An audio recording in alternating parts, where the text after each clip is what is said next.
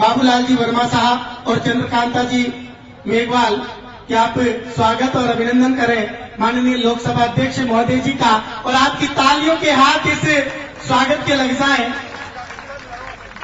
साफा बांधकर माल्यार्पण कर स्वागत और अभिनंदन किया जा रहा है जन जन के लाडले, हमारे हाड़ौती के लाडले बेटे जिन्होंने लोकसभा अध्यक्ष बनकर इस पूरी कोटा बूंदी की धरती को गौरवान्वित किया, और आज उन्हीं का सम्मान एक किसान के बेटे आज किसानों के बीच में पहुंचे हैं। ये इस आज के इस कार्यक्रम की एक अलग ही झलक देखने को मिल रही है कि ये अपार जनसमूह के अभिनंदन के लिए अलग कावड़े बिछाकर यहाँ पर खड़ा हुआ है। ओम जी बिरला जिंदाबाद, ओम जी बिरला जिंदाबाद। और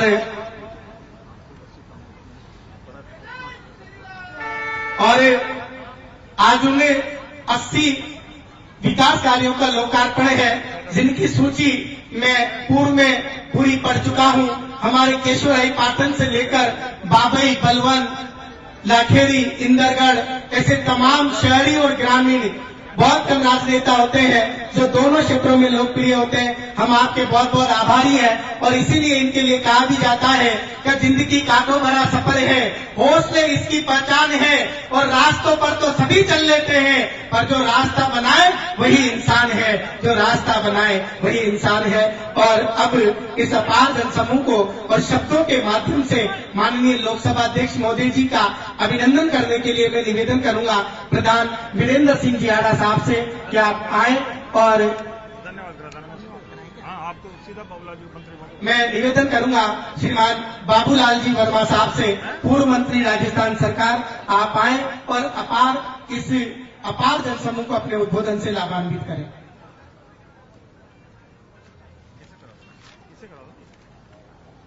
आज केशवराय पाटन पंचायत समिति में विकास कार्यों के लोकार्पण और शिलान्यास के कार्यक्रम में हमारे बीच में हमारे लोकप्रिय सांसद, लोकसभा के अध्यक्ष आदरणीय ओम जी बिरला साहब, यहां की पूर्व विधायक आदरणीय चंद्रकांता जी मेघवाल जी, पूर्व जिलाध्यक्ष भाई चीता जी, प्रधान साहब, मंच पर विराजमान सभी पार्टी के नेतागण और आए हुए इस कार्यक्रम में सभी कार्यकर्ता साथियों, मातृशक्ति, सबसे पहले तो हमारी ओर से, मेरी ओर से आप सब लोगों को दीपावली की बहुत बहुत शुभकामनाएं।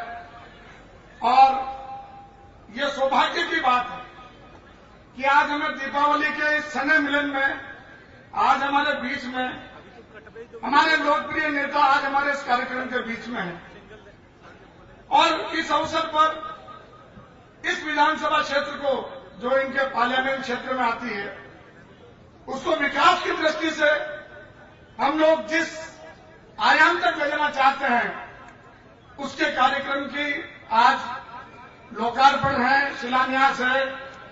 इस चीज के लिए आज हम पूरे पाटन क्षेत्र की तरफ से हमारे अध्यक्ष महोदय को बहुत बहुत धन्यवाद देते हैं और बहुत बहुत हम लोग आभारी हैं।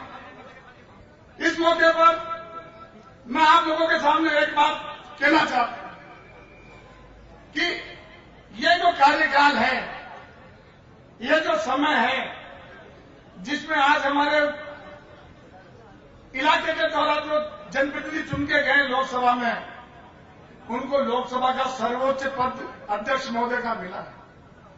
इससे हमारे सबकी भावनाएं तो मजबूत होती है, लेकिन हमारा मान सम्मान भी बढ़ता है।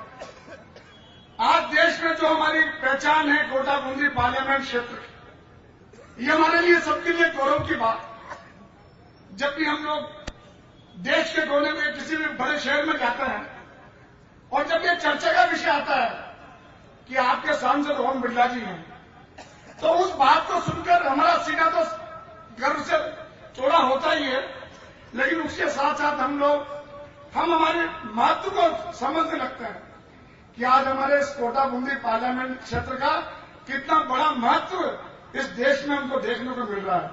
इसके लिए हम निश्चित रूप से हमारे ओम बिरला जी को बधाई देते हैं और शुभकामनाएं देते हैं।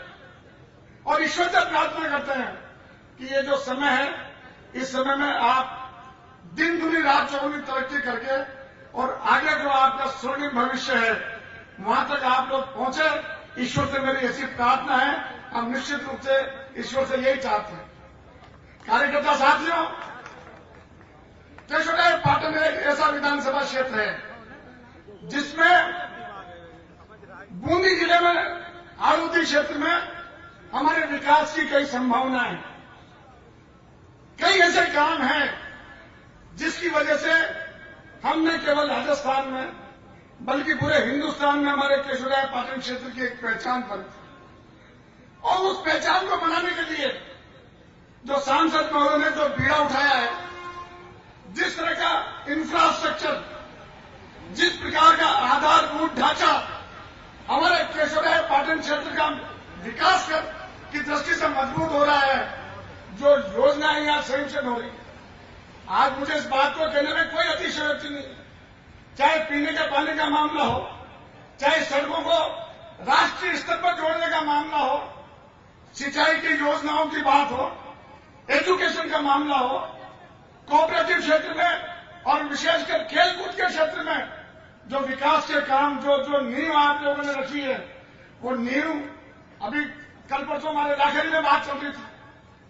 इंटरनेशनल लेवल का स्टेडियम आज हमारे यहां बन रहा है।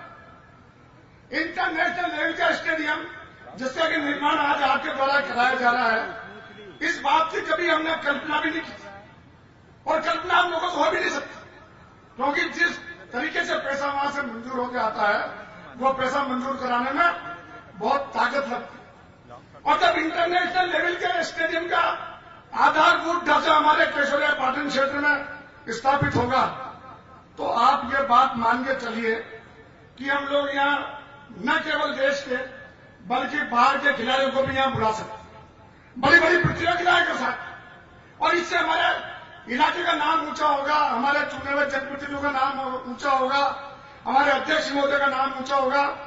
अभी ईआरसीपी की योजनाएं चल रही, मजबूत कितना केशोराय पाटन होगा पानी की दृष्टि से। मुझे इस बात को कहते हुए बड़ा फख्र होता है, इसलिए मैं आज इस मौके पर एक ही बात कहना चाहता हूं कि आदरणीय बिरला साहब, केशोराय पाटन की पूरी जनता आपको देख रही है और हमें पूरा विश्वास है। और इस विश्वास के आधार पर हम इस बात को कह सकते हैं कि आने वाले समय के थोड़े समय बाद हमारा क्षेत्र अग्रिम पंक्ति में खड़ा होगा। केशोराय पाटन क्षेत्र भी होगा और कोटा बूंदी पार्लियामेंट क्षेत्र भी होगा, और उसके सारे जिम्मेदारी वो आपके कंधों पर है। हम आपको ये विश्वास दिलाते हैं, हम आपको ये भरोसा के साथ कहना चाहते हैं कि हम सब लोग आपके सहयोगी के रूप में काम करेंगे। हम सब लोग आपके सहयोगी के रूप में इस इलाके को आगे बढ़ाने के लिए जो भी हम लोगों से काम होगा, आप कभी भी हमें निर्देश दीजिए, आप हमें कभी भी आज्ञा दीजिए। हम रात दिन काम करके इस क्षेत्र को आगे बढ़ा सकें और आने वाले समय में इस क्षेत्र की जनता को, इस क्षेत्र के सब कार्यकर्ताओं को हम मजबूती से खड़ा कर सकें। दीपावली की इस पावन अवसर पर मेरा आपसे यही अनुरोध है। ईश्वर से एक बार पुनः मैं प्रार्थना करता हूं कि आप खूब आगे बढ़ें, खूब तरक्की करें। इसमें ही हम सब गौरवान्वित महसूस करेंगे। बहुत बहुत धन्यवाद। जय हिंद, जय भारत। बहुत बहुत आभार। आज 14 करोड़ रुपए के कार्य, जो 80 कामों का आज लोकार्पण और शिलान्यास है। हमारी 46 पंचायतें, जबकि संविधान की भाषा में 5 करोड़ रुपए एक सांसद को मिलते हैं। अब आप सोचिए कि 14 करोड़ तो अकेली हमारी केशोराय पाटन पंचायत समिति में है और अभी तो 8 विधानसभाएं इस क्षेत्र में आती है। तो आप सोचिए कि कितने विकास कार्य इस कोटा बूंदी की धरती पर करवाए जा रहे हैं। मैं चाहता हूं एक बार जोरदार तालियों के साथ आप उनका अभिनंदन करें, स्वागत करें। मैं इसी उद्बोधन के क्रम को आगे बढ़ाते हुए अब निवेदन करूंगा मंच पर मातृशक्ति का प्रतिनिधित्व करने वाली केशोराय पाटन और रामगंज मंडी की पूर्व विधायक बहन चंद्रकांता जी मेघवाल से कि आप आए और इस अपार जनसमूह को अपने शब्दों से लाभान्वित करें।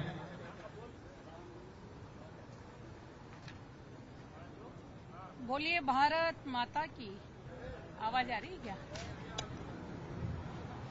भारत माता की, भारत माता की, वंदे वंदे। विकास कार्यों के उद्घाटन, शिलान्यास और दिवाली स्नेह मिलन समारोह के इस अवसर पर संसद के सर्वोच्च पद पर आसीन हमारे अपने स्थानीय सांसद होने के नाते विश्व में भारत देश की संसद का प्रत्येक नागरिक का मान बढ़ाने के लिए सर्वोच्च पद पर आसीन हमारे बिरला जी वैसा ओम जी बिरला साहब जो हमारे बीच में मंचासीन है, हमारे पूर्व मंत्री सम्मान्य बाबूलाल जी वैसा, हमारे स्थानीय पंचायत समिति के प्रधान भाई वीरेंद्र सिंह जी हाड़ा साहब, पूर्व जिलाध्यक्ष आदरणीय चितरमल जी राणा साहब, पूर्व जिला प्रमुख आदरणीय राकेश जी भाई, हमारे उप प्रधान सम्मान्य वृद्धिलाल जी वैसा, सभी सम्मानित वाइस चेयरमैन हमारे के पाटन यहां उपस्थित हैं, हमारे पार्षद बंधु यहां उपस्थित हैं, हमारे जिला परिषद सदस्य यहां उपस्थित हैं, हमारे कई मंडल अध्यक्ष, करीब करीब सभी मंडल अध्यक्ष भी यहां उपस्थित हैं, सभी सम्मानित एवं वरिष्ठ महाजन जो यहां पर हमारे प्रबुद्धजन यहां विराजमान है, सरपंच साहेबान, सभी कार्यकर्ता बंधुओं, मैं इस मंच से सबसे पहले तो भाई साहब को भी धन्यवाद देती हूं कि आपने आज के दिन सभी कार्यकर्ताओं से रूबरू होने के लिए, मिलने के लिए जो मन बनाया। निश्चित तौर पर दीपावली का राम राम तो आज कर ही रहे हो, लेकिन आज का दिन एक विशेष दिन हम सभी के लिए है, छठ पर्व है और निश्चित तौर पर यह साधना का, आराधना का पर्व हम सभी के जीवन में दिवाली के साथ साथ ये पर्व भी खुशियां लेकर आए, ऐसी मेरी सभी के लिए परमपिता परमात्मा से प्रार्थना। साथ ही मैं भी वैशाख से रामाश्यामी करने के लिए ऑफिस में गई और वैशाख को देखकर बड़ा आश्चर्य हुआ कि वैशाख के मन में है कि सभी जगह कार्यकर्ता बंधुओं से दिवाली की राम राम करने आए।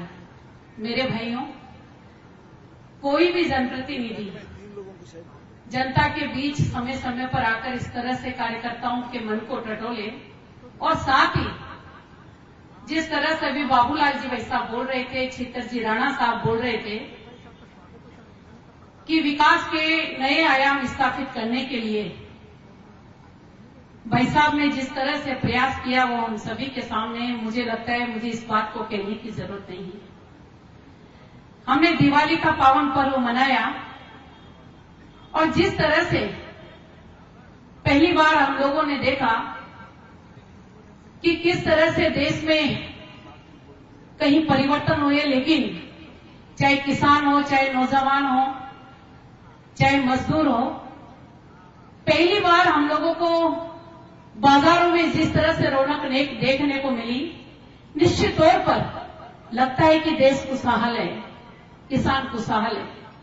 मेरे भाइयों, ये त्योहार है जो हमारी संस्कृति को बचाए रखते हैं, हमारे रीति रिवाजों को बचाए रखते हैं, और निश्चित तौर पर चाहे हम बात करें सांस्कृतिक परंपराओं की, एकता की, तो ये वही त्योहार है जिसको हम भगवान राम जी के 14 वर्ष के वनवास के बाद, रावण का वध करने के बाद इस भारत माता पर जिस तरह से उत्सव मनाने के लिए हम सभी ने इस अंधकार को प्रकाश में बदलने के लिए जो दीप उत्सव का कार्यक्रम मनाया, निश्चित तौर पर यह कार्यक्रम कोई छोटा मोटा कार्यक्रम नहीं है।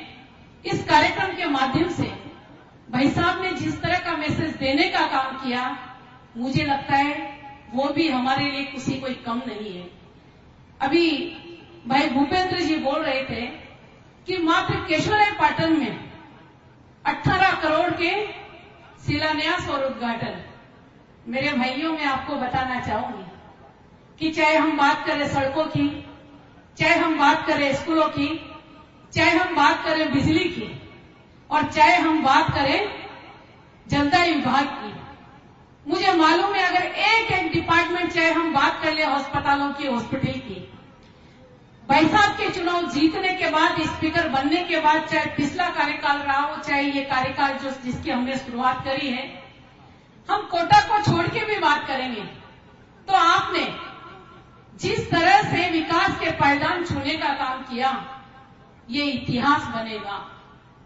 हमने कभी भी केशवराय पाटन की धरती पर, मैं यहाँ की बेटी हूं और मुझे मालूम है सरकारें भारतीय जनता पार्टी की भी आई, कांग्रेस की भी आई, सभी सरकारें आई और गई, लेकिन जो विकास हम देख रहे हैं भाई साहब के समय, वो विकास कभी हमने नहीं देखा।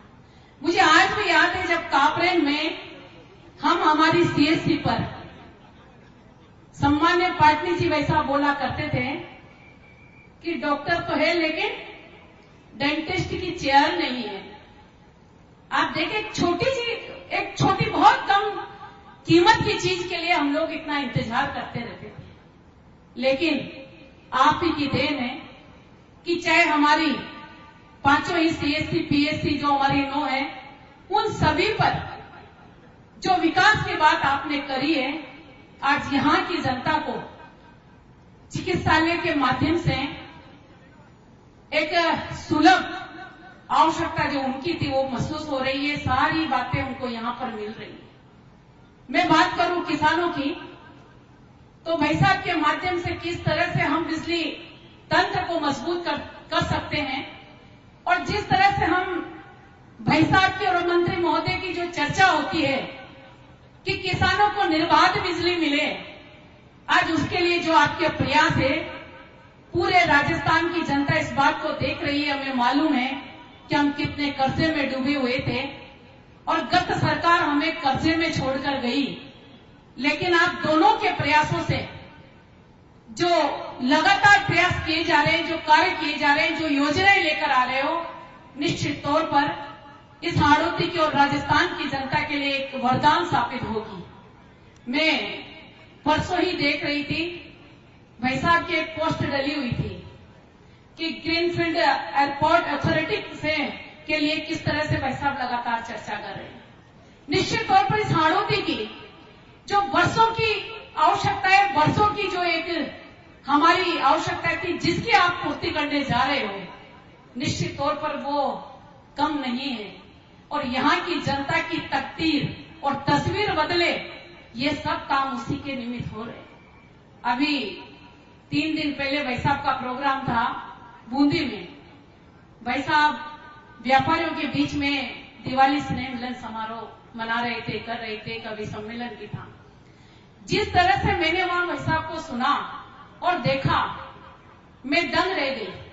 हमारा बूंदी जिला जो हर विकास के लिए तरसा करता था, आज वहां पर मैं कहूंगी, ये कुछ भी माने हम, कि आपने जिस तरह से एक के बाद एक इंडस्ट्री लाकर उसे यहां पर छोटे, चाहे हमारे छोटे उद्योग हो चाहे बड़े हों, लेकिन लगातार जो आपके प्रयास चल रहे हैं मेरे भाइयों, आने वाले समय में जब आप देखोगे 1 साल बीत जाएगा, 2 साल बीत जाएगा और कुछ नया आपको यहां देखने को मिलेगा। मुझे लगता है इस क्षेत्र की जनता के लिए, बूंदी जिला और केशवराय पाटन विधानसभा क्षेत्र की जनता के लिए एक जोरदार काम होने वाला है। आपने देखा था सड़कों का जाल बिछा दिया। मैं भाई साहब से बोल रही थी, एक दिन कुछ किसानों का फोन आया कि हरिनंदन जी भाई साहब को मैंने भी फोन किया। मैंने कहा भाई साहब एमटीआर रोड घोषित करने की भाई साहब से जनता ने मांग करी थी, अब मुझे ऐसा लगा कि फटाफट हो गया। आप देखिए, ये वही विधानसभा है जिसमें एक एमडीआर रोड घोषित करवाने के लिए हम वर्षों से इंतजार कर रहे थे। और ये भाई साहब का कार्यकाल है कि आज हम जिस कोने में चले जाएं, उस कोने में हमें, चाहे सारसला वाला हो चाहे जेठल वाला हो, हमारे एमडीआर, चाहे हम करवर क्षेत्र में चले जाएं, लगातार एक के बाद एक हमारे एमडीआर रोड घोषित हो रहे हैं। ये किसके प्रयास हैं? ये आपके प्रयास हैं। लेकिन मेरे भाइयों, दिवाली स्नेह मिलन समारोह है। इतना काम करने के बाद कुछ तो मन में खटकती होगी ना, या नहीं? मेरे भाइयों, समय बदल रहा है। आज मोदी जी की तरफ पूरा विश्व देख रहा है। कल हम देख रहे थे अमेरिका में राष्ट्रपति बने और मोदी जी ने भी उनको बधाई दी। कहीं ना कहीं हम देख रहे हैं कि जो विश्वास इस देश के प्रति, मोदी जी के प्रति दूसरे देशों में बना है, उसमें क्या भाई साहब की भूमिका नहीं है? जब हमारे बीच में हमारे बैठने वाले जनप्रतिनिधि, आपके खुद के जनप्रतिनिधि अगर इस तरह के नए आयाम स्थापित करने के लिए, देश को अग्रणी पंक्ति में खड़ा करने के लिए दिन रात मेहनत करें। मैं देखती हूँ, कभी भाई साहब जर्मनी, कभी अभी कुछ बीच में तो शायद जर्मनी भी गए थे आप, बहुत सारी जगह मैंने देखा कि भाई साहब किस तरह से जाते हैं और एक एक चीज के लिए वहां पर चर्चा करते हैं। ये सब किसके लिए कर रहे हैं? भाई साहब का पूरा राजस्थान है, पूरा कोटा और बूंदी जिला है। लेकिन मेरे भाइयों, ईमानदारी के साथ कहना चाहती हूँ, अगर आप कभी किसी से बैठकर बातचीत करोगे और एक तराजू लोगे, आपके बूंदी जिले के कामों को उस तराजू पर तोलोगे, तो आपका कोटा जिला भी हो सकता है कमजोर पड़ जाए। इतने काम करवाने के प्रयास किए। हम कभी सोच सकते थे क्या कि नोनेरा डैम से हमारे इस विधानसभा के एक एक गांव गांव, ढाणी ढाणी में पानी आ जाएगा? आपके इसके लिए भी अथक प्रयास है और निश्चित तौर पर आने वाले समय में ये जो गिफ्ट आपको भाई साहब देने वाले हैं, जोरदार काम उसका चल रहा है। हमारे किसान बंधुओं के लिए ये योजना एक वरदान साबित होगी। और बहुत सारे किसानों की बातें आ रही थी कि यूरिया की भी थोड़ी प्रॉब्लम आ रही है। भाई साहब ने विश्वास दिलाया है कि जब तक हमारे जनप्रतिनिधि ऐसे हैं कोटा बूंदी के, जो एक एक समस्या के लिए समय समय पर अधिकारियों से बात करते हैं, कुछ कमी हमारी भी होती है। हम भाई साहब से एक दिन चर्चा कर रहे थे और भाई साहब बोल रहे थे कि बहन जी, कभी कभार तो ऐसा होता है कि हमारे सहकारी वालों को भी लगता है समय समय पर डिमांड नहीं भेजते, डीएपी समय समय पर डिमांड नहीं भेजते। हम क्यों नहीं डिमांड भेजते? मैं आपको निवेदन करना चाहती हूँ कि हम किसी चीज की मांग तो करते हैं, लेकिन समय पर अगर डिमांड हमने नहीं भेजी तो क्या होगा? भाई साहब को भी थोड़ी सी ज्यादा ताकत लगानी पड़ेगी। इसलिए मेरे भाइयों, हमें क्या कार्य करना है, ये भी हम ध्यान रखें और किस तरह से भाई साहब इसी को उस समस्या का समाधान करवा सकते हैं, ये भी हमें ध्यान रखना चाहिए। स्टेडियम जिस दिन बनेगा ना, अभी मंत्री जी बोल रहे थे, अंतर्राष्ट्रीय स्तर का स्टेडियम लाखेरी में भी भाई साहब ने जोरदार बनाया है। कापरेन में थोड़ी सी अभी उसमें कमी है, लेकिन जिस तरह का स्टेडियम यहाँ बनेगा, मैं आपको विश्वास के साथ बोल सकती हूँ कि कोटा के लोग भी उसको देखने के लिए आएंगे। यहाँ के जो नौजवान हैं, जो कई पुलिस की तैयारी करते हैं, कहीं न कहीं से उनको दौड़ भाग सब कुछ करना पड़ता है, उनको इस स्टेडियम के माध्यम से एक जीवन दान मिलेगा। और यही नहीं मेरे भाइयों, मैं तो यहां तक भी कहना चाहूंगी कि हम बहुत सारी बातें सामने आई थी। अभी आज का एक बार हम लोगों ने पढ़ा कि किस तरह से केशोराय पाटन और कोटा दोनों मिलकर आने वाले समय में, मैं तो कहूंगी कि बहुत सारी जगह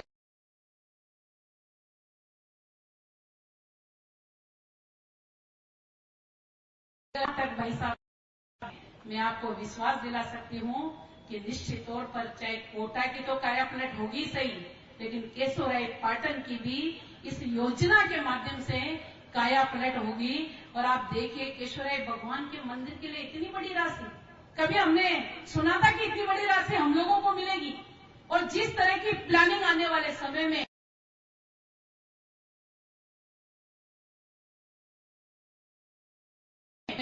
देखा है कि जिस तरह से भगवान राम के दरबार में अयोध्या में भक्तजन जा रहे हैं, लेकिन वहां के लोगों का भी उद्धार हो रहा है। उसी तरह से अगर कोई भी डेवलपमेंट कहीं होता है तो निश्चित तौर पर वहां की जनता को उसका बहुत बड़ा फायदा मिलता है, चाहे रोजगार का हो, चाहे और किसी दूसरी दृष्टि से हम लोग देखें।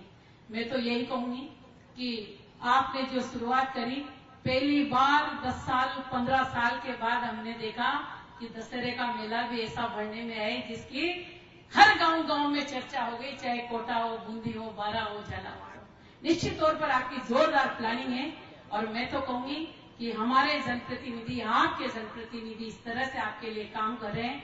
मेरे भाइयों, अपनी आत्मा पर हाथ रखकर कुछ अपने आप को भी टटोलो और आने वाले समय में जहां भैंसा विस्तारा करे उसी ओर हम चल पड़े। इसी बात के साथ अपनी बात को विराम देना चाहती हूं। बहुत बहुत धन्यवाद। जय हिंद, जय भारत। बहुत बहुत आभार। चंद्रकांता जी ने अपने शब्दों में ये कह दिया कि बूंदी जिले से कितना स्नेह और प्यार भाई साहब ओम बिरला जी करते हैं, और उन्होंने कह भी दिया कि वह यहाँ के प्रति कितने गंभीर है कि शहीदों की चिताओं पर मैं जिंदाबाद लिख दूंगा, बगावत की लहर पर मैं धधकती आग लिख दूंगा, और जरा ठहरो कलम की धार को कुछ तेज करने दो, मैं पूरे बूंदी जिले की धरती पर भारत जिंदाबाद लिख दूंगा, मैं पूरे बूंदी जिले की धरती पर भारत जिंदाबाद लिख दूंगा। अब जो 80 कार्यों के आज लोकार्पण है वह रिमोट के माध्यम से, जो आपके ठीक स्क्रीन लगी हुई है, यहाँ पर आप उन्हें देखिए, आप अपने स्थान पर बैठे रहें, वो आपको दिखते रहेंगे।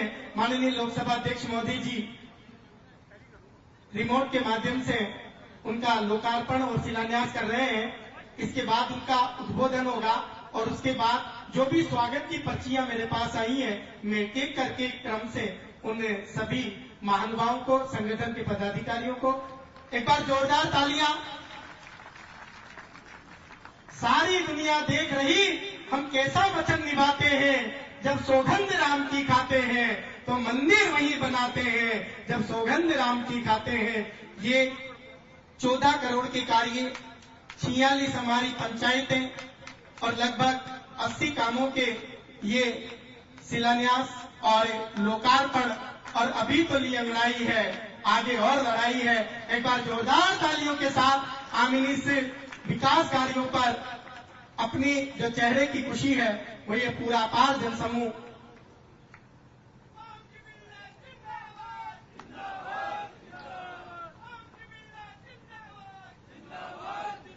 ओम जी बिरला जिंदाबाद, ओम जी बिरला जिंदाबाद, नरेंद्र मोदी जिंदाबाद।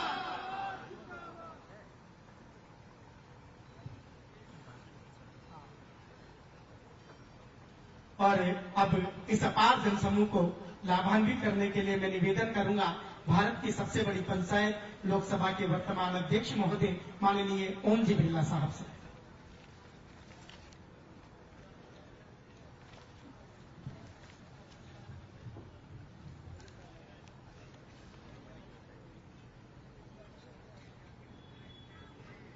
भारत माता की।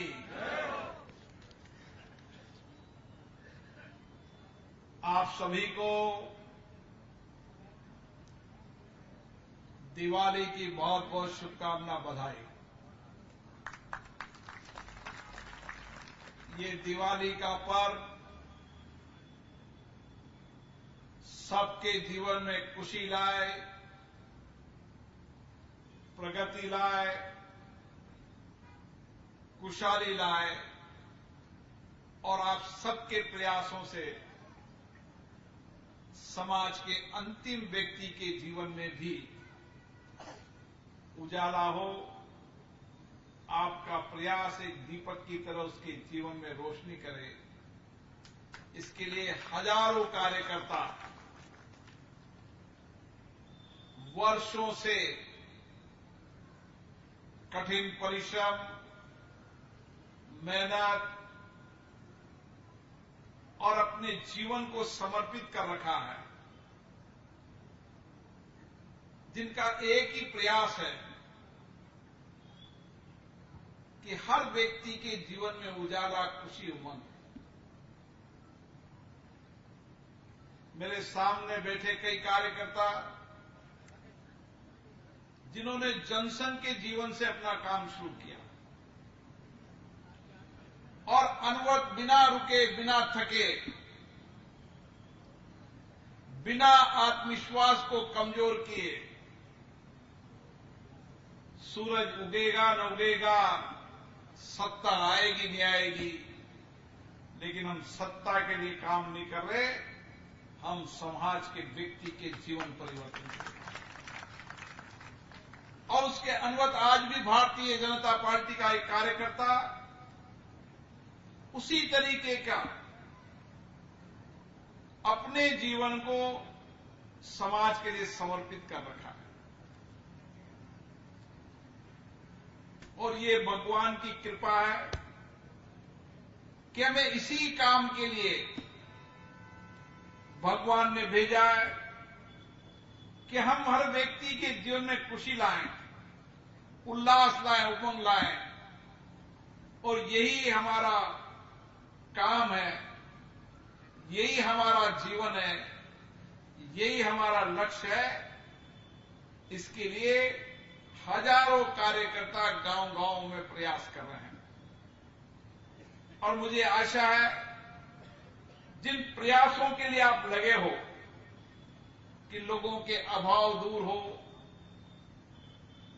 लोगों के कठिनाइयां दूर हो, लोगों के जीवन में समृद्धि आए, खुशहाली आए, वो काम भगवान पूरा होगा ही होगा, क्योंकि आप ईमानदारी से प्रयास कर रहे हैं, नैतिक बल आप में है। मैं इसीलिए कार्यकर्ताओं से कहता हूं कि हमारे प्रयास कभी अधूरे नहीं जाते। समय लग जाता है, समय हो सकता है कि हमारी एक पीढ़ी और जाए, लेकिन जिन लक्ष्यों के लिए हम आए हैं, जिस विचार को लेकर हम आए हैं, जिस संकल्प को लेकर हम आए हैं, वह संकल्प, उस विचार का समय आ चुका है। इसलिए मेरा मन करता है कि जो हमारे कार्यकर्ताओं के मनोभाव हैं, जो उनके विचार सुनता हूं, जो लोगों के अभाव, कठिनाइयां, चुनौतियों को लेकर आते हैं और वो अभाव अपने समझते, अपनी चुनौतियां समझते हैं, ये प्रयास कभी असफल नहीं होते। जो प्रयास नैतिक ईमानदारी से होते हैं, जिस प्रयासों करने के लिए हमारी आत्मविश्वास होता है, जिन प्रयासों के लिए हमारी आंतरिक ऊर्जा होती है, वह आंतरिक ऊर्जा में डगमगा नहीं सकती। हम आए इसी प्रयासों के लिए जिसके सपने हमारी पुरानी पीढ़ी ने देखे थे, अब उन सपनों को पूरा करने का समय आ गया। और इसलिए मेरे मन में एक ही बात रहती है कि कार्यकर्ता जनता, वंचित गरीब लोगों की नुमाइंदगी करता है।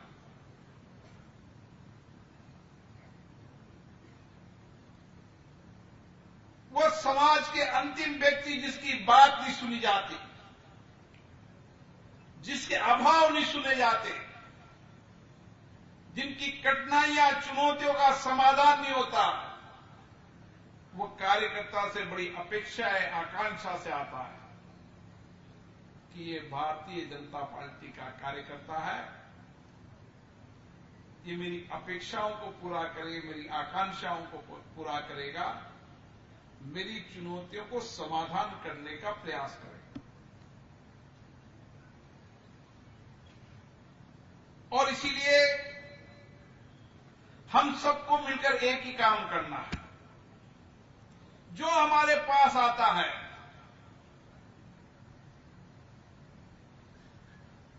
जो समस्या लेकर हमारे पास आता है, उसकी समस्या को गंभीरता से सुनना और उसके लिए अनवरत प्रयास करना, ऐसी कोई समस्या नहीं है जिसका समाधान नहीं हो सकता। अगर हमने मन कमजोर कर लिया, हमने अपने आत्मविश्वास को कमजोर कर लिया, हमने मन में निराशा व्यक्त कर ली, तो हम उस अभाव में रहने वाले व्यक्ति के सपनों को पूरा नहीं कर पाएंगे। लेकिन हमने सोच लिया कि नहीं, मुझे मेरे गांव के अंदर जहां मैं रहता हूं, मेरी आंखें जहां तक जाती है, मैं इस गांव की समस्या को भी और उस वंचित गरीब व्यक्ति के जीवन को भी बदलने का प्रयास अनवरत करता रहूंगा। एक दिन प्रयास पूरा होगा, भगवान आपके साथ है और उस दिन आपको खुशी होगी। और मुझे लगता है कि कार्यकर्ता इसी में खुशी जीता है, इसी में जिंदगी जीता है।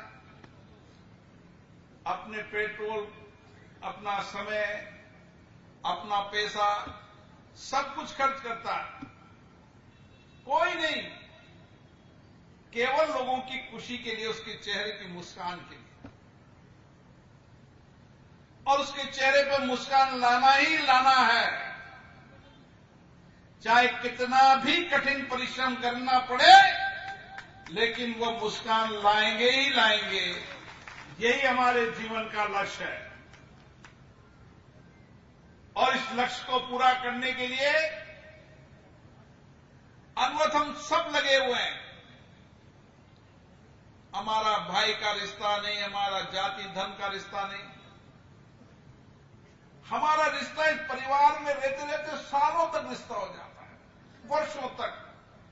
कोई 30 साल, 40 साल, 45 साल, 50 साल से एक परिवार के रूप में काम कर रहे हैं, एक विचारधारा के नीचे काम कर रहे हैं।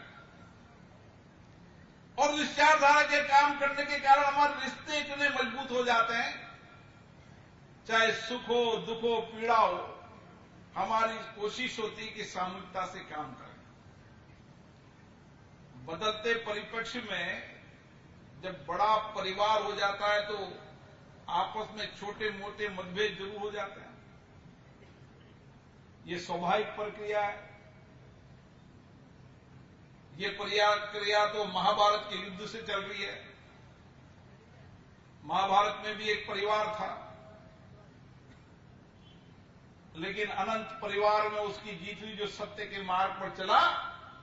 चाहे वो राजा था, लेकिन उनका सब कुछ हो गया था, लेकिन आत्मविश्वास और नैतिकता भगवान उनके साथ थे, इसलिए विजय उसकी हुई। तो परिवार में कभी कभी हो जाता है, मन को हल्का मत करा करो। ये तो सदियों से चलती अपनी विरासत है। इस विरासत में जीना है, लेकिन इस विरासत में जीते हुए नैतिकता और धर्म के मार्ग पर हम चलते रहें, जीत हमारी होगी। असत्य और झूठ की जीत कभी हो नहीं सकती, आप मानते। कई बार हमारे से कार्यकर्ता कहता है, भाई साहब आपके पास वो रोज आता है, लेकिन जो मैं चिंता मत करो, भगवान सब देखता है। हम भी, आप भी वही प्रयास करें, हम भी प्रयास करें। कोई कम कर रहा है, कोई ज्यादा कर रहा है, कोई गांव में बैठे बैठे बहुत ज्यादा करता है, लेकिन हम उसको पहचानते नहीं। लेकिन हमारे पहचानने के लिए काम नहीं कर रहा, वो पद प्राप्त करने के लिए भी काम नहीं कर रहा, वो श्रेय के लिए भी प्राप्त नहीं कर रहा। उसके जीवन का लक्ष्य तो ही समर्पण हो गया। उसका जीवन तो समाज के लिए समर्पित हो गया। अब सबका अपना अपना लक्ष्य होता है। जिंदगी में कोई इतना सा जीता है कि मैं और मेरे परिवार, वो जिंदगी निकल जाती है। कोई सेठ इसलिए जीता है कि घर में एक नौकर आ जाता है, ड्राइवर आता है, उसमें जिंदगी निकल जाती है। और एक आप लोग हो जिसके यहां रोज 50 लोग आते हैं, और एक पास पड़ोस में सेठ जी रहते हैं जिनके ड्राइवर आता है, दूध वाला आता है, कोई आता नहीं। बड़ा कौन है समाज में, बताओ। आपके गांव में कोई तकलीफ आ गई कि मुझे इलाज कराना, ये कराना, वो कराना है, उस गांव के सेठ के पास नहीं जाएगा। किसके पास जाएगा? कार्यकर्ता के पास। भाई साहब, मैं एम्स में दिखा सकूं जो कोटा मेडिकल कॉलेज में जा रहे थे। वो धन का पति तो है, लेकिन यश ऐश्वर्य नहीं है। और यश ऐश्वर्य कभी धन से नहीं मिलता, पद से नहीं मिलता, हमेशा सेवा और समर्पण से मिलता। पद कितना ही बड़ा होता है,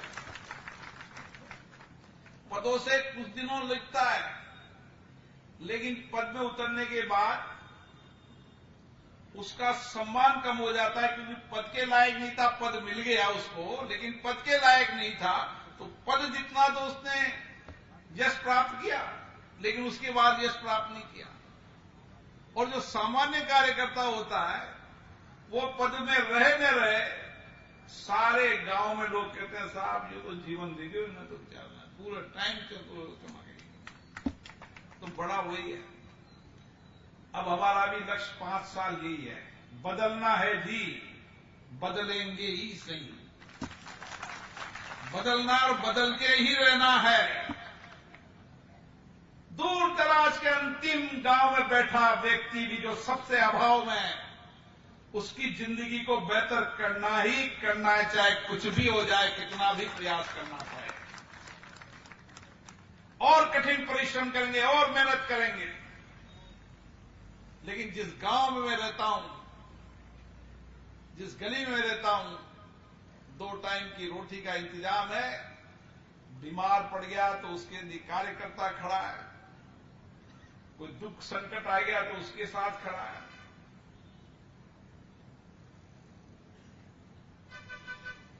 और यही यश मिलना है, और यही यश प्राप्त करने के लिए हमें काम करते रहना है। आज कुछ शिलान्यास, लोकार्पण हुई, ये प्रक्रियाएं चलती रहती है, लेकिन हमारी योजना क्या है? हमारी योजना उन 4 मुद्दों पर है जो मैं आपको बताना चाहता हूं। कुछ लोग कहते हैं बिरला जी बहुत बड़ी बड़ी बात करते हैं, बड़े सपने देखते हैं। देखता हूं, आदत में है, बड़े सपने भी देखता हूं, उनको पूरा करने का प्रयास भी करता हूं। असफल हो गया फिर प्रयास करता हूं। हर असफल व्यक्ति सफल होता है प्रयासों से, कभी वह असफल नहीं होता। हो जाए, आज नहीं होगा, कल होगा, कल नहीं, परसों होगा। जब मैंने कहा कि कोटा में एयरपोर्ट बनेगा तो लोग मजाक करते थे, कोटा में एयरपोर्ट कैसे बनेगा।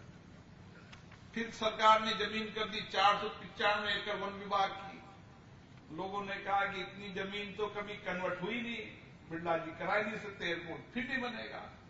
फिर लोगों ने कोई कागज के वाहियात चला दिए कि कागज चलेगा। मैंने कहा समय लगता है, सही के आवाजात चलेंगे, समय जरूर लग सकता है, लेकिन काम करते रहो, करते रहो।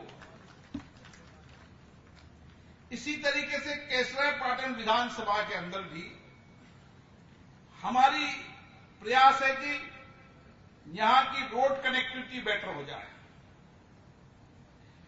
यहां पर आने वाले समय में दिल्ली बॉम्बे कॉरिडोर निकल रहा है, और जब दिल्ली बॉम्बे कॉरिडोर शुरू होगा तो आप सोच भी नहीं सकते कि क्षेत्र के अंदर कितना बड़ा बदलाव होगा। जब मैं बूंदी में कहा तो लोगों ने कहा यह सत्य नहीं है। लोग कहते थे कभी कि जमीन से ऊपर फसलें पैदा होगी, तो लोग क्यों जा रहे हैं, मजा का करे, ये क्यों जाना। तुम्हारे केसरापाटन में जमीन के ऊपर पानी में फसल होने लगी नहीं लगी, कोई को पता है ये बात। और अब मैं आपको कह जा रहा हूं,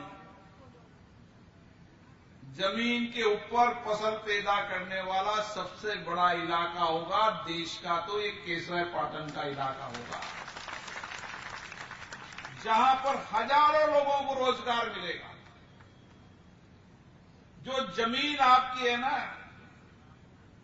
जो किसी समय 10,000 15,000 रुपए थी, फिर 25 हुई, 50 हुई, ये जमीन आने वाले समय 20 से 25 लाख रुपए बिघा होगी। लोग ढूंढने आएंगे।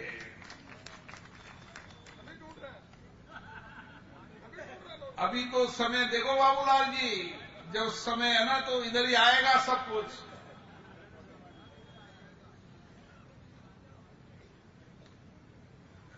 तो यहां पर जो फसल पैदा होगी वो दिल्ली जाएगी, बॉम्बे जाएगा, कॉरिडोर बनेगा। लेकिन उसके साथ साथ कनेक्टिविटी रोड की गांव की, अब गांव के कुछ कनेक्टिविटी रोड अभी बने हैं। आने वाले समय के अंदर हर इलाके का एमडीआर रोड बनेगा और भविष्य के अंदर मैं आपको बता रहा हूं कि ये एमडीआर रोड जो बनेगा, ये बनेगा, अभी टाइम लगेगा। नेशनल हाईवे 148 समराता से बमूली, बामलगांव, जरखोदा, करवर, अंड्रेठा, आदरदा, तलवास, जेतपुर, ये रोड बनेगा पूरा का पूरा। फिर स्टेट हाईवे 33 से हस्तिनापुर, संदूरिया, नोथाड़ा, बीरर, निमोदा से सीमलिया, चोमा, देवली यानी चंबल नदी बोल, ये जो चंबल नदी का जाएगा ना, सीधा निमोदा होते होते जाएगा। स्टेट हाईवे 34 से माइया, जुआसा, एबरा, बनका खेड़ा, अंतड़ा, नेशनल हाईवे 52 नमाना स्टेट हाईवे ये जुड़ेगा। फिर एमडीआर 212 को बढ़ाते हुए जलोदा, जैथल, झालीजी का बराना, बोरदा, काचान, खेड़िया, दुर्जन, Notada, Deikheda, state highway 33 kilometre ये जुड़ेगा। स्टेट हाईवे 29 से रेबारपुरा, छप्पनपुरा, लवाना, पीपलदा, समेल, मदनपुरा, टाकरवा, बूढ़ादीप, खेरोला, बिस्ला, अमरपुरा, डाबर से ये यहां से जुड़ेगा, यहां तक पूरा इटावा जुड़ जाएगा। फिर एमडीआर 194 बढ़ाते कापरेन, जालीजी का बराना, गेंडोली का रोड, बजन की घाटी होते हुए मांडरपुर, सुसाड़िया, पिपलतिया तक ये 29 किलोमीटर का। और इसके बाद रियाना, ख्यावदा, हनोतिया, कुरेल, जैतल सड़क की घोषित कुरेल नदी पर उसके ये प्रथम चरण है। सारे रोड कनेक्टिविटी गांव की बेटर कर हम दिल्ली बॉम्बे कॉरिडोर पर आ जाएंगे। एक हमारा दिल्ली बॉम्बे कॉरिडोर है और एक हमारी Delhi Bombay rail connectivity line है। ये हमारे कनेक्टेड के साधन हो जाएंगे। तो फिर यहां की भिंडी,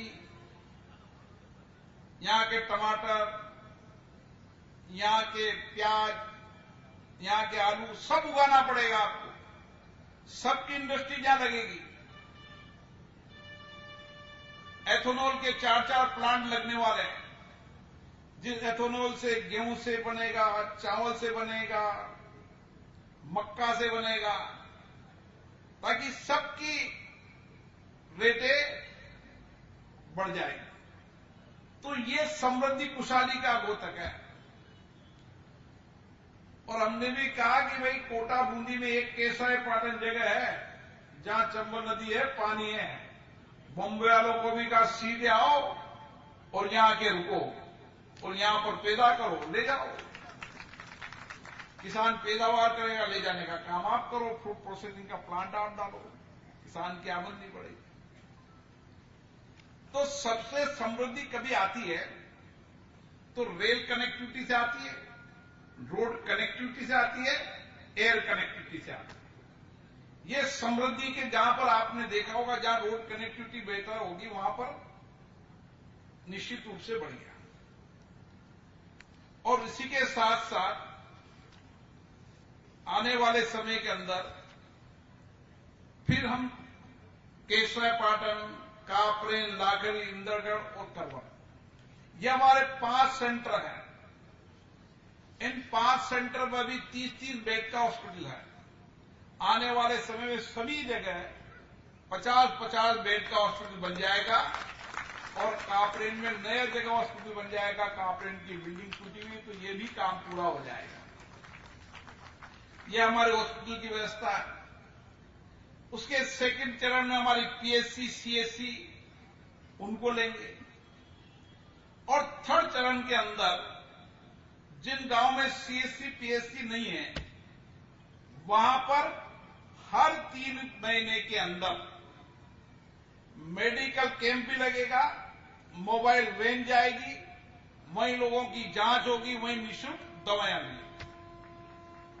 और हर व्यक्ति का अगर कार्यकर्ता प्रयास कर लेगा तो हर गांव के व्यक्ति का एक कार्ड बन जाएगा। 3 महीने बाद ये हालत थी, 3 महीने बाद जब वापस जांच कराएगा कुछ परिवर्तन होगा तो हमारे यहां कॉल सेंटर आएगा, उसको संबंधित डॉक्टर लेके जाएगा, उसका इलाज कोटा कराएगा, जयपुर कराएगा और दिल्ली कराएगा, ताकि हर व्यक्ति स्वस्थ रहे। हमारे रात में जब गांव में सोए तो हमारी ये तनाव नहीं होना चाहिए कि मेरे गांव में कोई बीमार है और उसकी जानकारी नहीं है या धन नहीं है, उसके कारण इलाज नहीं करा पाता। यह हमारा लक्ष्य है कि हर आदमी स्वस्थ रहना।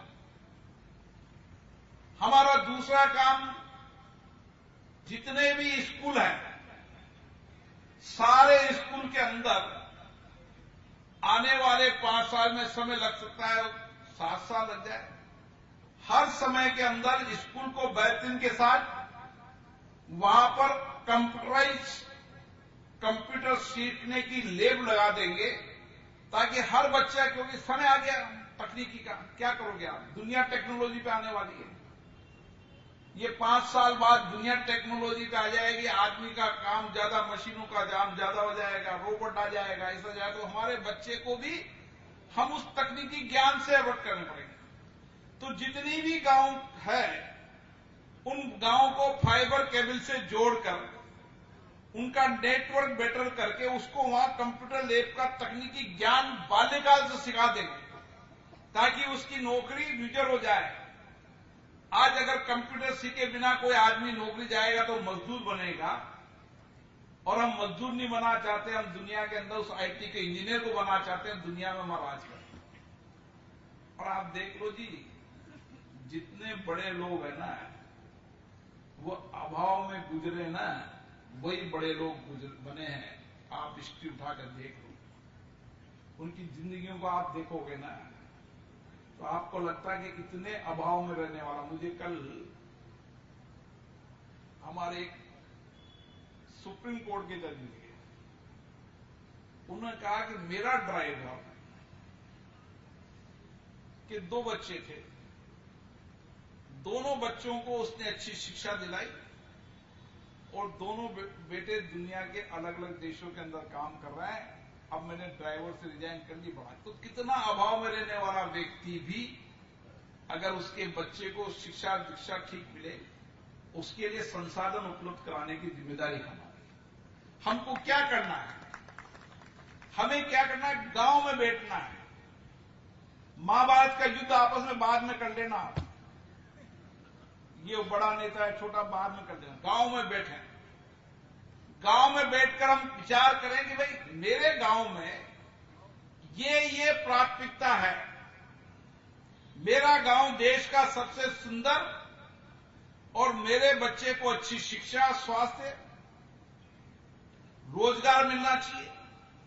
तो गांव में बैठकर हम प्लान करें, गांव में बैठकर कि ये हमारे एजुकेशन है, इसको क्रमोन्नत करने के लिए हमें सबसे पहले स्कूल को बेहतर बनाने के लिए स्पीकर साहब से मिलना है। उस गांव के अंदर पढ़ने वाले बच्चे को किताब हो, स्कूल हो, बक्सा हो, किताब हो, सर्दी में देखो तो एक बुशर्ट में आ रहा है तो उसको जर्सी हो, उसको जो संसाधन हो सकते हैं वो संसाधन उसको अंदर मिले। तो कंप्यूटर लैब डरानी है तो 2 मास्टर सिखा दे, भाई तू शाम को कंप्यूटर सिखाएगा, उन्हें कहा मैं सिखाऊंगा। हो सकता है कि देखो, मैं किसी की बुराई नहीं करता, लेकिन मैं मिजोरम जा रहा था तो रास्ते के अंदर 4 जगह मुझे लोग सफाई करते नजर आए। मैं फिर एक जगह रुका, मैंने पूछा तो उन्होंने कहा हर सप्ताह उस मिजोरम का चाहे बड़ा व्यक्ति हो चाहे छोटा व्यक्ति हो, सप्ताह में एक दिन 5 घंटे श्रमदान करते ही करते हैं। हमारे गांव में हम क्यों नेतागिरी करते करते विचार नहीं आता मेरे गांव को साफ रखना, निकला चल भाई चल, आज गांव में चलते हैं 10 लोग, हम सफाई करते हैं धीरे धीरे। लोग कहते भाई ये ठीक कर जाए, तो देख ले कचरा झपट पर डाले, ये डाल। भाई साहब मैं 100 डस्टबिन चाहिए, लो 100 डस्टबिन दे देंगे। ये भाई कैसे 100 दो, कोई की गाड़ी चाहिए, हमने तय किया है। हम समाज के काम करने वाले लोग बने, तो उस गांव के अंदर अपन ने अच्छे स्कूल कर दिया, सफाई की व्यवस्था कर दी। अगर गांव में सीएससी पीएससी नहीं है तो डॉक्टर सौरभ से कहा कि भाई हमारे एम्बुलेंस हर 3 महीने में आएगी, 3 महीने में सबकी जांच हो जाएगी, 27 तरह की जांच होगी, निःशुल्क दवाएं मिलेगी, गंभीर बीमारी होगी तो कोटा जांच करा के रेफर करके इलाज कराएंगे। कहां दिक्कत कहां है बताइए? क्यों हम ये काम नहीं करते? पीने का पानी नहीं तो हमारी योजना क्या है कि कैसे पीने का पानी ठीक मिले। शमशान घाट पर जब शमशान घाट बनाने जाओ तो कब्जा, भाई रास्ते में कितना कब्जा? गांव वालों ने, निकलो भाई, हटाना पड़ेगा जी। 10 लोगों में 2 लोगों का विरोध पैदा होगा तो होने दो, कोई चिंता मत करो, वोटों की चिंता मत करो। गांव में शमशान घाट, हर गांव का हमारा लक्ष्य है कि हर गांव का शमशान घाट बेहतरीन होना चाहिए। तो स्कूल एजुकेशन सिस्टम ठीक हो गया, पीने का पानी ठीक हो गया। फिर इलाके के अंदर कौन कौन सा इलाका असिंचित है? हम 5 साल के अंदर ये प्रयास करें कि हर इलाके के अंदर, हर गांव की जमीन को सिंचित कर दें। कहां से पानी आ सकता है, क्या योजना है, किस तरीके से हर गांव के अंदर सिंचित हो जाए।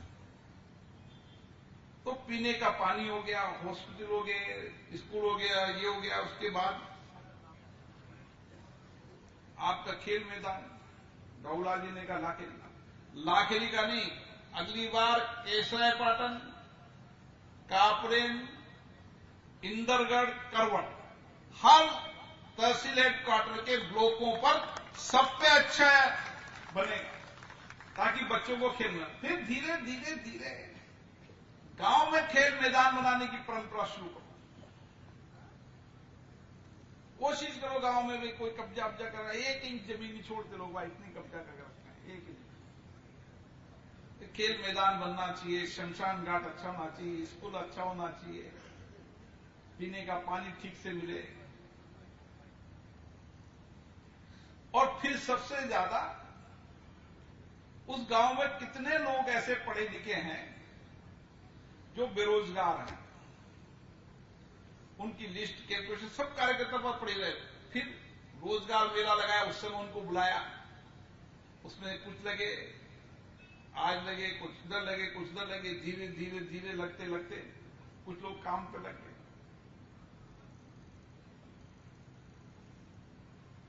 तो हम एक गांव को जिसको कहते हैं कि सारा आदर्श सिस्टम हो,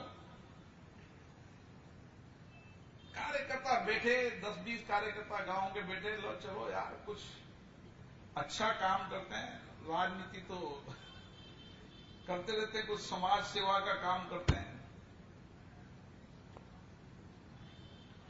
बाकी आप चिंता छोड़ दो।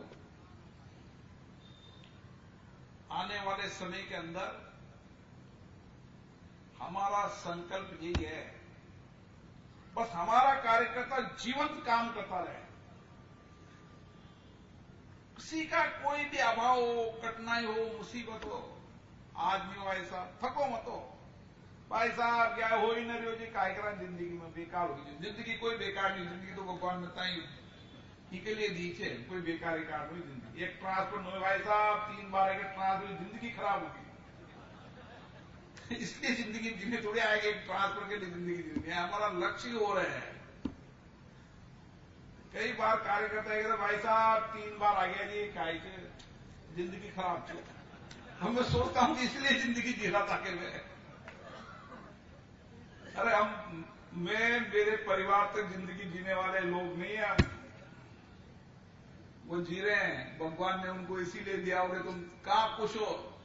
अच्छा स्विट्जरलैंड में छो, काय करो मोर मारी बीबी, काय करो तो दिन भर के काय नहीं, बर्तन भी मारी दो, खानों भी मारी बनाओ।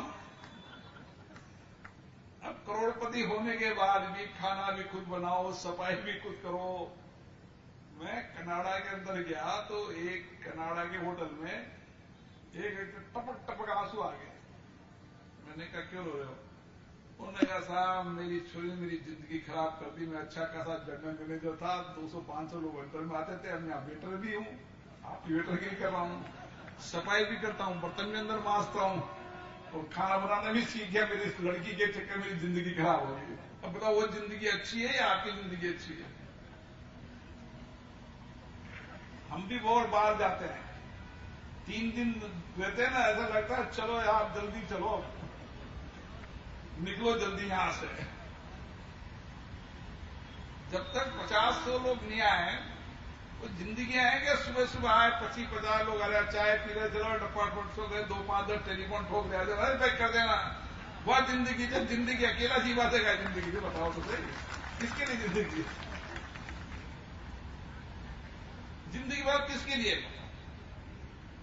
आ गया 25-50 लोग आए हो, बैठे हो, गप्पे इंजीनियर साहब कर देना, फिर ये तो मजा है ना, कोई आ रहा आपके पास। ये भगवान की कृपा है ना, आपके पास कोई आ रहा है, इससे बड़ा कोई यश मिल सकता है कि कृपा नहीं मिल सकता? ये भी भगवान की कृपा है। मैं तो अपने आप पे भगवान की कृपा मानता हूं, मैं कभी नहीं थकता। मैं तो 2-3 बार जाता हूं, फिर भगता हूं सीधा, चलो भाई 4-50 लोग मिलेंगे, चलो। और यही अच्छा लगता है। इसलिए आप हर गांव में प्लान करो, हर पंचायत में प्लान करो। महाभारत के युद्ध बाद में कर लेना, पहले अच्छा गांव बसा लो। ठीक से गांव के अंदर क्या प्लानिंग हो सकती, कैसे प्लानिंग हो सकती, कैसे प्लानिंग। मानो अपने पास 100 रुपया है तो पहले क्या करना चाहिए। ऐसा नहीं हो एक सारा काम लिख दो, मैंने एक बार की तो खट 50 ये लिख दो सारे तारे हैं, 100 करोड़ रुपया लगा दूंगा तो 600 करोड़ रुपया। भैया हमारी प्राथमिकता क्या होनी चाहिए कि राज्य सरकार का जितना बजट, केंद्र का जितना बजट हो, पहली प्राथमिकता हमारी सबसे ज्यादा गंभीर प्राथमिकता ये है, हमें प्रायोरिटी पे तय करना चाहिए कि ये गंभीर प्रयास है जो सबसे जरूरी है। फिर सेकेंड, फिर थर्ड, फिर फोर्थ, धीरे धीरे धीरे धीरे धीरे चलता रहे। अनंत हम सेचुरेशन स्थिति पे आ जाएंगे, अब सब कुछ काम हो चुका है। नहीं तो पता चला कि एक गांव से 80 से जोड़ दो, फिर उससे जोड़ दो, उसी से जोड़ दो, फिर संभव नहीं है जी।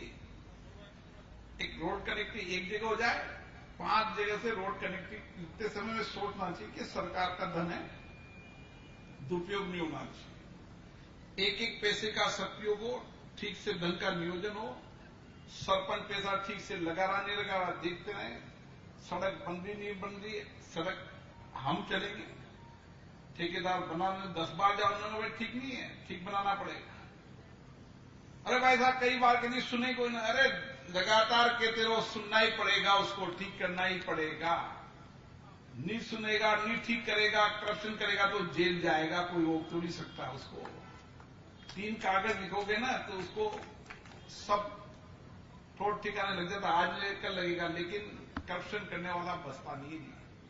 थोड़े दिन चल जाता है करप्शन वाला, वो वेंटिलेटर पे है, कभी वेंटिलेटर थोड़ा ज्यादा चल जाता है ना, लोग नहीं सुनते जी रहा है वो वेंटिलेटर, आज नहीं तो कल वेंटिलेटर हटेगा ही हटेगा उसका। आप ये मानकर चलो, टाइम लग जाता है कभी।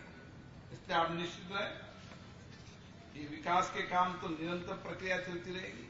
विकास भी हो, विकास से ज्यादा मानवीय संवेदना होनी चाहिए, वो जरूरी है। हमें हर योजनाओं की जानकारी होना चाहिए। हर गरीब गर्भवती महिला का आने वाले समय अपना प्लान क्या है अपना। हमारा प्लान ये है कि हर गर्भवती महिला जो गर्भवती है उसको हम बेहतरीन लड्डू देंगे 9 महीने तक, बच्चा पैदा होने 10 देंगे। हमने पिछली बार जितनी गर्भवती महिला दी 100% बच्चों के बच्चे स्वस्थ रहे, 100% बच्चों का, एक का बच्चा नहीं। जो बेटी पैदा होगी गरीब की घर की पैदा होगी, पैदा होने के साथ ही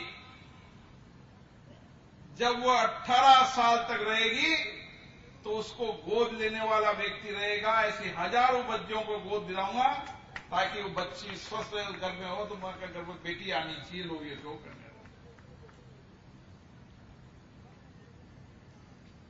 ऐसे दिमाग में जो कुछ भी लगता है ऐसा ये करना चाहिए, ये करना चाहिए। मैं ऐसे ही पढ़ रहा था तो एक बेलग्रेड देश में एक स्पीकर वेलकम टू बेबी मेरे दिमाग में आया।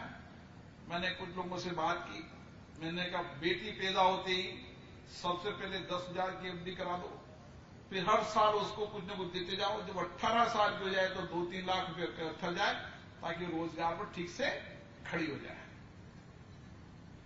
अब मानो गरीब घर की बच्ची हुई तो उस मां ये नहीं कि मेरी बच्ची मेरे लिए अभिशाप हो गई है। मां भी चाहती बच्ची हो, लेकिन वो कहती है कि शादी का पैसा कहां से लाऊंगी, पढ़ाई कहां से लाऊंगी, 10 कठिनाई और चुनौतियों को सोचती है। उस चुनौतियों का समाधान हम करेंगे पैदा होने के साथ ही। समाज बहुत बड़ा है जी, कोई दिक्कत नहीं है। समाज से मांगेंगे, भीख मांगेंगे, लेकिन कहेंगे सक्षम लोगों को कि कुछ अभाव में रहने वालों की मदद करो। ऊपर लेके कुछ नहीं जाओगे, करो यहां देके जाओगे तो पुण्य लगेगा। पुण्य के लोगों को प्रेरणा देनी पड़ती है। तो कई हो जाओ तो तैयार, धीरे धीरे होगा लाके तैयार।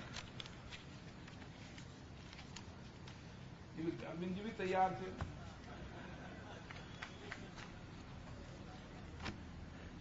इसलिए हमारे प्रयास, हमारी योजना गांव-गांव में बनना चाहिए, पंचायत लेवल पर बनना चाहिए, ब्लॉक लेवल पर बनना चाहिए और एक बेहतर कार्य योजना से हम काम करें। हम सब मिलकर जिस लक्ष्य के लिए आए हैं, हमारा 5 साल इससे बेहतर और अच्छा समय नहीं हो सकता। जब राज्य में हमारी सरकार और केंद्र में हमारी सरकार, इससे बेहतर समय हमारे लिए नहीं हो सकता। आपको कभी कुछ कोई दिखेगा जी साहब, कोई तर्क नहीं सुनेगा आपकी। इसलिए हमारे प्रयास करते हैं। कोई डीएपी का विषय आया है, कल से डीएपी की रेट लगातार आने लग जाएगी। कठिनाइयां हैं, पूरे देश के अंदर है। मैं आपकी कठिनाई को समझता हूं। कल ही मैंने फर्टिलाइजर सेक्रेटरी को बुलाकर बात की थी, तो कई बार क्या डीएपी की आवश्यकता थी पहले इधर केसरा पाटन करवट साइड में, लोगों ने इधर वालों ने लेने लगे। गेहूं की जरूरत नहीं थी, सरसों की जरूरत थी, तो उसकी आते थे। कोऑपरेटिव का क्या हुआ, पहले कोऑपरेटिव में देना था। राज्य सरकार ने प्लान बनाते समय 95% प्राइवेट कर दिया, 5% कोऑपरेटिव कर दिया। मैंने आज से दिला दिया कि अगली बार 95% कोऑपरेटिव, 5% प्राइवेट, ताकि कोई दिक्कत नहीं है। जो चीजें ध्यान में आती है उसको ठीक करते जा रहे हैं।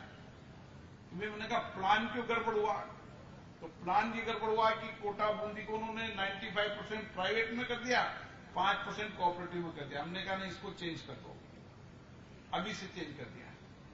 यूरिया की कोई कमी नहीं है, डीएपी की थोड़ी चुनौतियां हैं, मानता हूं, आपको पता है चुनौती होने के कारण है, लेकिन अब इन चुनौतियों का भी समाधान जल्दी प्रयास कर रहे हैं। नियमित रोज डेली प्रयास करते हैं, लेकिन सारे देश में एक साथ डिमांड रहती है। लेकिन आप चिंता मत करो, जो आवश्यकता के अनुसार डीएपी मिलेगी। आप सबको बहुत बहुत धन्यवाद। बहुत बहुत आभार। और अब मैं क्रम से जो स्वागत करने वाले हैं सर, मैं उन्हें निवेदित करूंगा, आप अपने स्थान पर बैठे रहें। सबसे पहले ग्राम ईश्वर नगर लेसरदा ग्राम पंचायत पाटन श्री जितेंद्र मीणा जी, और इधर से आप आते जाएं और इधर से एक एक करके थोड़ा सा मंच की व्यवस्थाएं भी आप रखें और थोड़ा जल्दी भी करें। मनोज शर्मा जी, जिला अध्यक्ष अखाड़ा संघ बूंदी। ग्राम करवाला की झोपड़ा के समस्त ग्रामीण